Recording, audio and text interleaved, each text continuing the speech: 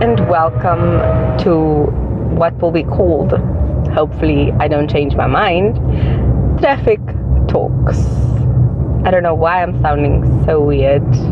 I think it's just because I'm actually paying attention to what I'm saying and how I'm pronouncing my word. It's almost like a telephone voice.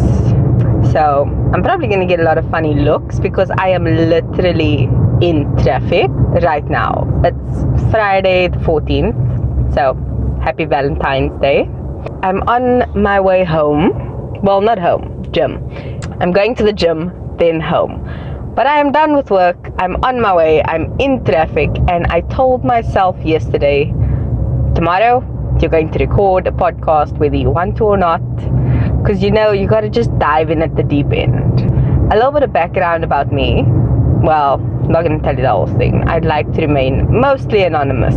I started a new job this week, and it's been a hell of a learning curve. Let's start there. Usually my job starts at 8, ends at about 4. And with this new one, it starts at 8, ends at 5. However, it takes me 2 hours to get there in the morning and an hour to get back home in the evening, afternoon. Having to leave the house at 6, hopefully getting to work by 8. Because let's face it, Monday it didn't happen, Tuesday it didn't happen, Wednesday, Thursday, and today I made it. It's getting there. Basically, not used to the traffic, especially in the morning. Combine that with the fact that I am not a morning person is just disaster in all the fun ways that you can imagine. Like, my sleep is out, my eating is out, my coffee has gone to hell because when I wake up I need my coffee. Me, being the idiot that I am, thought, let me have my morning coffee and then go sit in 2 hours of traffic. Needing to pee and having no exit. Not smart, not good. Do not repeat my mistakes. Please.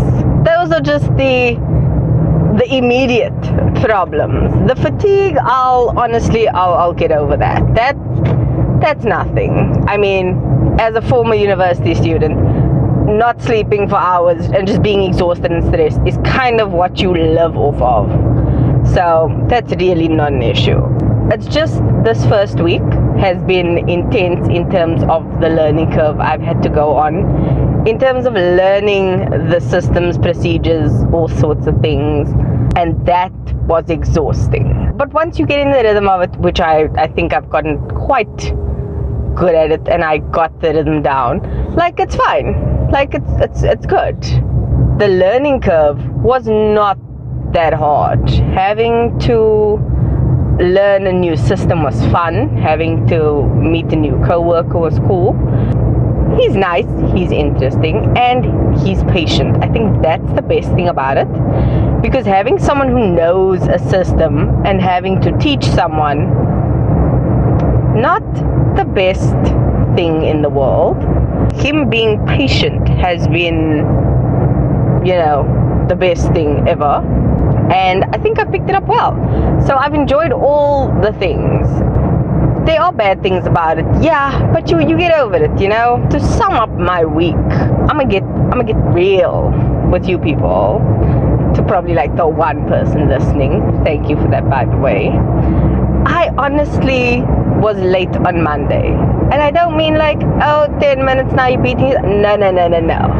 Work starts at 8, I got there like 9. Like, it was not good. Tuesday I tried again. I got there about 25 to 9. Not as bad as Monday, but still pretty bad. Wednesday, I was like feeling like a marathon runner that ended the race and got a participation like medal. I know I didn't do good, but I made it to the finish line to earn like the last medal. So I think that's how I felt. I wasn't happy, but I wasn't sad. It was like a consolation prize, and I was just like, you made it. You didn't break down like you did on Tuesday, so you're good. Speaking of which, Tuesday came, and once again, I'm gonna get real. I have an anxiety about being late. And I don't mean like, oh, I don't like being late and I'm just being iffy. No. I have an anxiety about being late to the point of not sleeping the night before, having knots in my stomach and not being able to eat or drink properly, to the point of working myself up that my like heartbeat and blood pressure like rises, like visibly. Like I have a Fitbit, and when I'm stressed I can like see the rise in my heartbeat kind of anxiety. Like it is not fun, it is not cute, it is not a pretty picture. Like that's the kind of anxiety I have when it comes to being late. So when I arrived late on Tuesday, after arriving late on Monday, compounded by the fact that the self-talk went out the window, I literally broke down crying in front of my boss. Broke down, ugly crying. It was a hot mess. It was not fun. That happened. And I was like, okay, one more day. If I don't crack it on Wednesday, I'll have to make another plan and just, thank you, but next. Like, I can't do this to myself. So Wednesday I get there early, Thursday and Friday I get there. It's not an issue anymore. So I'm happy with that. You just gotta, sometimes you gotta persist. Sometimes you gotta be like, nope, not today, Satan. I'm done. Thank you, but no, I've hit my head enough times against this wall to learn my lesson. I'm done, I'm finished. Thank you, but no.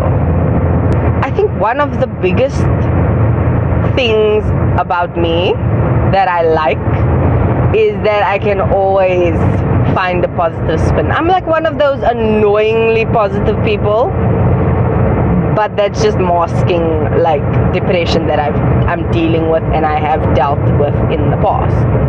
And I can find a silver lining in any cloud. I can try. Sometimes it just doesn't work, and other times I'm like, yes, positivity, let's do this. What I did was make an actual list. I'm a list person. I like them. I like ticking things off. I like making lists and sub-lists. So I love apps that do that for me. But this, I just did like a little sheet in Google Docs. It was good.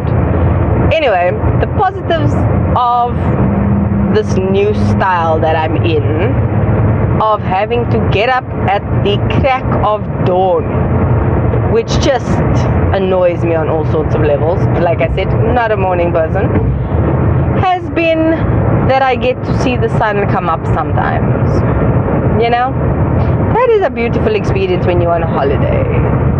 But when you get to do it on a daily basis, just through the normal humdrum of your days, it makes a difference. Like, you don't think about these things, but just being able to watch your city wake up, it's actually a nice experience sometimes. Other times, not so much. But for the most part, it's good. Another thing I've learned to enjoy about the mornings, especially sitting in bumper-to-bumper traffic, is to take in the scenery around yourself. We've got amazing views and trees and nature and scenery, regardless of being on a friggin' freeway. I mean, even the buildings around it is absolutely gorgeous. But I actually got such good pictures of Table Mountain. Taking those pictures and just like looking at it for no one but myself. I didn't post it anyway. I just kept it for myself. And just being able to look at it and appreciate the beauty of what's around you, regardless of being I'm going to be late for work. I need to get to work on time. I don't want to, like, all the things going on. Taking a second to appreciate what you have around you is amazing. Which is another point, being grateful for what you have, because we've got some not so nice places around us. In the morning I drive past like what's referred to as RDP houses.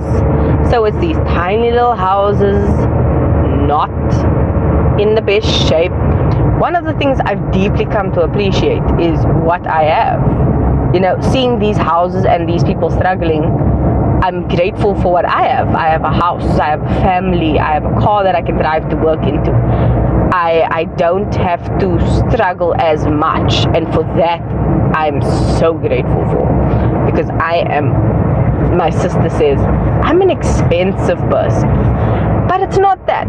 I will rather have quality over quantity. I'm not going to buy the expensive shoes because they are expensive. I'm gonna buy them because I know the quality is worthwhile. When I buy a pair of shoes, I know it's a good pair. I'm not going to have to struggle because it's gonna be worn thin in a week. It might cost a bit more, but it's worth it in the end. Being grateful for what I have, I am. I've got a car that I can drive to work in. I've got all sorts of things that I can do. Yeah, I'm sitting in my car for 2 hours, but there are other things like this. I can sit and record a podcast. I can be alone with my thoughts. One thing I do love is reading, and I'm not as happy with audiobooks because sometimes the voices annoy me. For the most part, it's like hit and miss when it comes to the voices. Like, I remember listening to an audiobook and the voice annoyed me so much I immediately shut it off. I tried again a few days later thinking, okay, maybe I'll learn to like this voice. We'll see what happens. Turns out it didn't. I did not enjoy the voice. It couldn't be helped. I shut it down. I was like, nope, can't happen, and I just could never get that audiobook read or listened to. But there's audiobooks like this, there's podcasts. I've listened to so many of them, yet you always put them off. You're like, oh, I'm gonna listen to them this time, I'm gonna listen to them, and you don't. There's that. One thing I do love though, and this is not sponsored or anything, I wish it was, is Castbox. I love using them because honestly, I can just download my podcasts, put it on my Bluetooth in my car, listen to it, and just enjoy my life. Same thing with audiobooks. Play them through my Bluetooth, off I go. If I'm listening to you get those other things, the audiobooks where you learn a language. That's awesome. You could do that. I haven't. I should. Maybe I should do that this year. I'll see. Anyway, this was just me basically rambling about my week and traffic, which wasn't that bad post Tuesday. Yeah. So thank you for taking your time to listen.